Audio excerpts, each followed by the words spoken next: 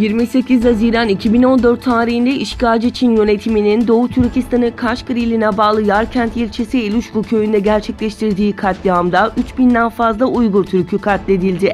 Olayı gizli tutmaya çalışan Çin hükümeti bölgeyi binlerce asker ile abluka altına alarak kimseyi bölgeye yaklaştırmadı.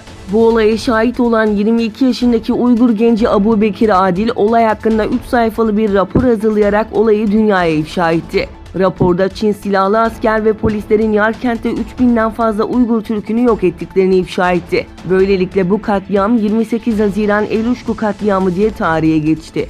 Daha sonra Çin polislerinin Abu Bekir Adil'i tutuklayarak çeşitli işkenceler yaptığı ortaya çıkmıştı. Türlü işkenceler karşısında dik duran Abu Bekir'in akıbeti bilinmiyor. Çin'in Doğu Türkistan'da insanlık dışı yaptığı suçları dünyaya ifşa eden bu gencin işkence edilerek öldürüldüğünden endişe ediliyor.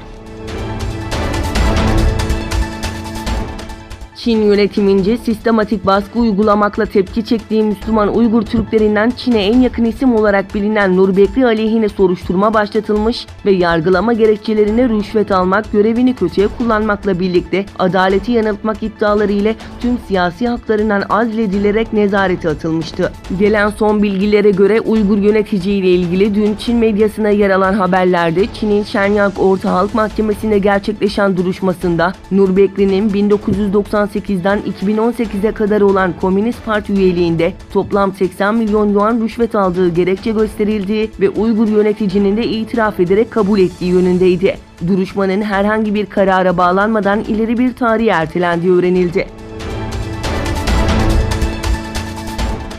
ABD, İsrail, Yunanistan ve Güney Kıbrıs temsilcileri arasında Washington'da yapılan 1. Ekonomik Diyalog toplantısında söz konusu ülkeler arasında Doğu Akdeniz'deki ekonomik işbirliği konuları ele alındı. ABD Dışişleri Bakanlığı'ndan yapılan yazılı açıklamada 3 ülke arasındaki 1. Ekonomik Diyalog toplantısının ardından hazırlanan ortak açıklama paylaşıldı. Ortak açıklamada söz konusu ülkelerin diplomatik temsilcilerinin 25 Temmuz'da Washington'da bir araya geldiği ve Doğu Akdeniz'deki ortak işbirliği alanlarını ele aldıkları bildirildi.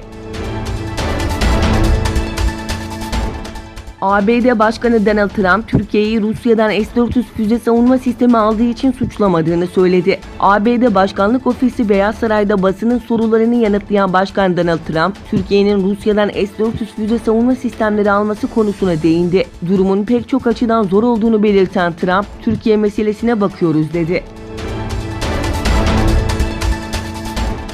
Hac döneminde Ebola salgınının yayıldığı Kongo Demokratik Cumhuriyeti'nden geleceklere vize verilmeyecek. Suudi Arabistan'ın hac döneminde Ebola salgınıyla mücadele eden Kongo Demokratik Cumhuriyeti'nden geleceklere vize veriminin durduğu bildirildi. AP'nin Suudi Arabistan Dışişleri Bakanlığı'nın Riyad'daki Kongo Demokratik Cumhuriyeti Büyükelçiliğine gönderdiği mektuba dayanan haberine göre Suudi Krallığı hacıları ve vatandaşlarını korumak amacıyla Ebola salgınının yaşandığı bu ülkede vize verme işlemlerini askıya aldı.